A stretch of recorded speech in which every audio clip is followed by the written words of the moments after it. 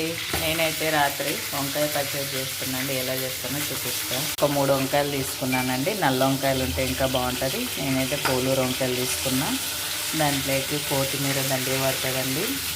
ఎర్రగా వండిన 2-3 టమాటాలు, కొద్దిగా చింతపండు, ఇదిగో ఇంతమంది చింతపండు అండి.